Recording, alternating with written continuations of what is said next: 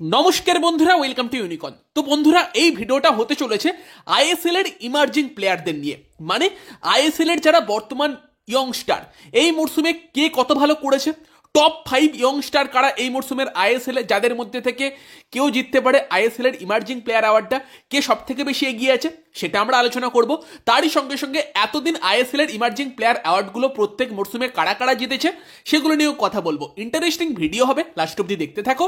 আমাদের চ্যানেলে প্রথমবার এলে আমাদের চ্যানেলটিকে সাবস্ক্রাইব করে তার পাশের বেল আইকনটাকে অবশ্যই অন করে দিও। তো পার্সোনালি আমার কাছে আইএসএল এর বা আই লিগের অন্যতম একটা আকর্ষণীয় বিষয় হচ্ছে যে যুব প্লেয়ারদের দিকে নজর রাখা। কোনো ইয়ংস্টার যখন ওঠে, দারুণ খেলে, মনের মধ্যে একটা আশা জাগে যে এই প্লেয়ারটা আমাদের দারুণ খেলা দেখাবে, ন্যাশনাল টিমকে হেল্প করবে। এই আশায় বলে না, আশায় বাঁচে চাষা, সেরকম 10 বছর ধরে লাস্ট দেখে যাচ্ছি প্রত্যেক বছরই ইয়ংস্টার অনেকে ওঠে, অনেকে হারিয়েও যায়, অনেকে অ্যাভারেজ খেলে, কেউই একদম এক্সেপশনাল কিছু এখন অব্দি করতে পারেনি। বাট সত্যি বলতে কি, আমার কাছে যদি বলো সব থেকে বড় ডিসঅ্যাপয়েন্টমেন্ট ছিল যে প্লেয়ারটাকে আমার সব থেকে ইয়ং বয়সে সেরা লেগেছিল, যে এই প্লেয়ারটা বড় হয়ে কিছু করবে, ভারতের হয়ে কিছু করবে, সেই প্লেয়ারটা একদমই হারিয়ে গেল। মানে টপ লেভেলে কন্টিনিউই করতে পারলো না, ফুটবলই খেলতে পারলো না এখন অব্দি। সেটা হচ্ছে কোমল থাটাল। কোমল থাটালকে বিশাল এক্সাইটিং লাগতো আমার সেই আন্ডার-17 ওয়ার্ল্ড কাপের সময়, ব্রাজিলের এগেনস্টে, উরুগুয়ের এগেনস্টে গোল করতো। বাট কি হয়ে গেল প্লেয়ারটার? ভীষণ ভীষণ এক্সাইটিং ট্যালেন্ট ছিল বলছি, বয়স এখনো 24, এখনো কামব্যাকের সুযোগ আছে। দেখা যাক ভবিষ্যতে কোমল থাটালকে আমরা আবার দেখতে পাই কিনা। বাট বাকিদের কথা বললে, এই বছর কারা কারা ভালো করেছে তার আগে যদি আমরা একবার আইএসএল এর ইমার্জিং প্লেয়ারদের লিস্টটা দেখে নিই, যে এই এতগুলো বছরে কারা কারা জিতেছে। সেখানে প্রথম বছর আইএসএল 2014 ইমার্জিং প্লেয়ার হয়েছিল সন্দেশ চিঙ্গেন। আইএসএল 2015 ইমার্জিং প্লেয়ার অ্যাওয়ার্ডটা পেয়েছিল জেজে। আইএসএল 2016 পেয়েছিল জেরি, লেফট ব্যাক জেরি, যে এখন উড়িষ্যাতে আছে। 2016 আইএসএল এ কিন্তু জেরি জিতেছিল। 2017-18 মরসুমের কথা বললে সেই মরসুম কিন্তু লালুডুয়া থারা জিতেছিল আইএসএল এর ইমার্জিং প্লেয়ার অ্যাওয়ার্ড। 2018-19 মরসুমের কথা বললে সেই মরসুমে জিতেছিল শাহাল আব্দুল সমাদ। 2019-20 মরসুমের কথা বললে সেই মরসুম সুমিত রাঠি আইএসএল এর ইমার্জিং প্লেয়ার অ্যাওয়ার্ড জিতেছিল। 2020-21 মরসুমের কথা বললে সেই মরসুম কিন্তু লালিং মউয়ার আলতে, মানে আপুইয়া, তিনি কিন্তু জিতেছিলেন আইএসএল এর ইমার্জিং প্লেয়ার অ্যাওয়ার্ড। 2021-22 মরসুমে নাওরেম রোশন সিং জিতেছিল আইএসএল এর ইমার্জিং প্লেয়ার অ্যাওয়ার্ড। এবং 2022-23 মরসুমে শিবাশক্তি নারায়ণ, এবং 2023-24 মানে লাস্ট মরসুমে বিক্রম প্রতাপ সিং কিন্তু আইএসএল এর ইমার্জিং প্লেয়ার অ্যাওয়ার্ড জিতেছে। তো এটা গেল এই এতগুলো বছরের আইএসএল এর কারা কারা ইমার্জিং প্লেয়ার হয়েছে। এই বছরের কথা বললে, এই বছরে আমরা বেশ কিছু দারুণ ইয়ংস্টারকে দেখতে পেয়েছি, তার মধ্যে থেকে একটা টপ 5 লিস্টও বানিয়েছি। তবে মরসুমের শুরুর দিকে কথা বললে যে প্লেয়ারটা এখন টপ 5 লিস্টে আমার নেই, বাট সেই প্লেয়ারটা একদম মরসুমের শুরুতে ভীষণ ইমপ্রেস করে। মনে হচ্ছিল এই মরসুমে প্রত্যেক ম্যাচেই তার দিকে নজর থাকবে, বাট পরবর্তীকালে টিমের ট্যাকটিক্যাল পয়েন্ট অফ ভিউ থেকে হোক, বা তার পারফরমেন্স কিছুটা ডাউন হওয়ার জন্য হোক, বা ইয়ং প্লেয়ার হওয়ার জন্য হোক, সে কিন্তু আর পরবর্তীকালে সুযোগ পায়নি খুব একটা বেশি। ভিনিত ভেঙ্কটেশ তো মরসুমের শুরুটা খুব দারুণ করেছিল। তো সেই ভিনিত ভেঙ্কটেশ কিন্তু নজর থাকবে পরের মরসুমগুলোর দিকে, তার দিকে নজর থাকবে। বেশ ইমপ্রেসিভ প্লেয়ার ব্যাঙ্গালোর এফসির। বা এই সময় এসে কিন্তু কেরালা ব্লাস্টার্স এফসির করু সিং, যার বয়স মাত্র 18, খুবই ইমপ্রেস করছে। করু সিংও কিন্তু একটা খুব এক্সাইটিং ট্যালেন্ট। বা তার সঙ্গে তোমার নর্থ ইস্টের লুইস ম্যাকার্টন, সেও কিন্তু যতক্ষণ খেলেছে ফিজিক্যালিটি আছে, অ্যাটাকিং মিডফিল্ডে খেলেছে, তারপর নম্বর 8 রোলে খেলেছে, বেশ ইমপ্রেস করেছে।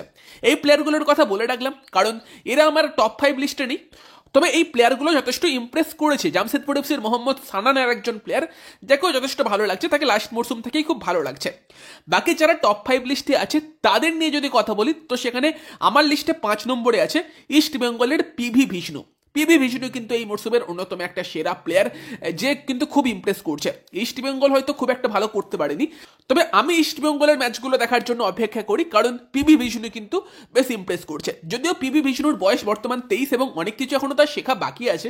দারুণ ড্রিবল করে বল নিয়ে, বাট কখন বল ছাড়তে হবে, কখন পাস দিতে হবে, একটু গেম সেন্স, সেগুলো দরকার আছে। বাট ওভারঅল পিভি বিষ্ণু কিন্তু বেশ ইমপ্রেসিভ। তার স্ট্যাটিস্টিক্সের কথা বললে 5টা গোল কন্ট্রিবিউশন আছে, 4টে গোলের সঙ্গে একটা অ্যাসিস্ট আছে, 12টা চান্স ক্রিয়েট করেছে, তার সঙ্গে 29টা ড্রিবলস আছে, ডুয়েল শুন করেছে 89টা, রিকভারিস 51। এগুলো হচ্ছে তার কিছু ইমপ্রেসিভ স্ট্যাটিস্টিক্স, বেশ ভালো করেছে। যদিও আরেকটি ইমপ্রুভমেন্ট দরকার, আর কিছু কিছু জায়গা যদি ঠিক করে ফেলতে পারে, মানে পরের 1 বছরে দারুণ ট্যালেন্ট কিন্তু হতে চলেছে পিভি বিষ্ণু। তো সেখানে আমার লিস্টে 5 নম্বরে আছে। 4 নম্বরে যে প্লেয়ারটা আছে তার নাম হচ্ছে ইরফান ইয়াদওয়াদ। তো ইরফান ইয়াদওয়াদের চেন্নাইন এফসিও বিশাল কিছু করেনি, বাট ইরফানের কিন্তু পারফরমেন্স বেশ মানে ইমপ্রেসিভ। তার পারফরমেন্সের কথা বললে তার কিন্তু 3টে গোল 4টে অ্যাসিস্ট আছে অলরেডি এই মরসুমে, 7টা গোল কন্ট্রিবিউশন কিন্তু ইরফান ইয়াদওয়াদের আছে। তার সঙ্গে চান্স ক্রিয়েট করেছে 17টা।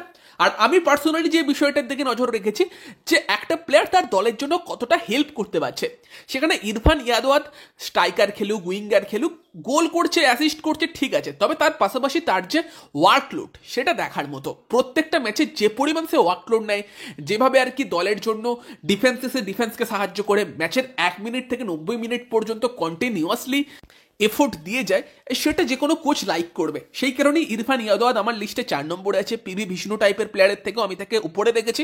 এবং ইমপ্রেসিভ ব্যাপার হচ্ছে তার যে ফিজিক্যালিটি। ডুয়েল জোন এই মরশুমে 162খানা এখন অবধি, রিকভারিস 61টা। তো কোনো সাইড ব্যাকের যদি এই স্ট্যাটিস্টিক্স থাকে সেটাকে ভীষণ ভালো ধরা হবে।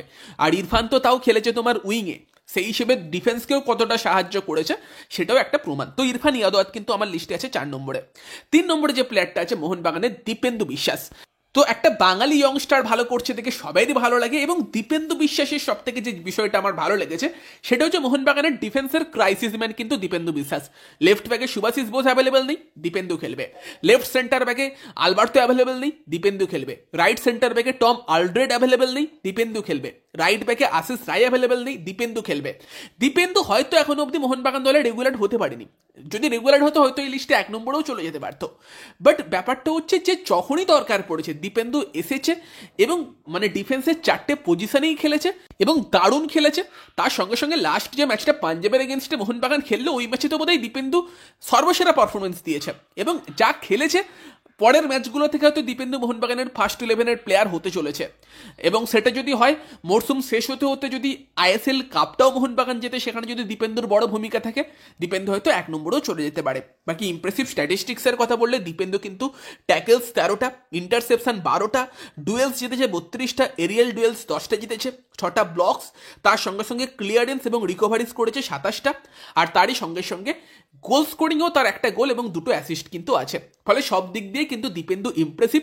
এবং দীপেন্দু স্ট্যাটিস্টিক্স কিন্তু এত ভালো সব ম্যাচ না খেলেও, দীপেন্দু সব ম্যাচ যদি খেলতো, মোহনবাগানের যদি স্টার্টিং 11-এর প্লেয়ার হতো, স্ট্যাটিস্টিক্স আরও অনেক অনেক ভালো হতো, দেখতে আরও ভালো লাগতো।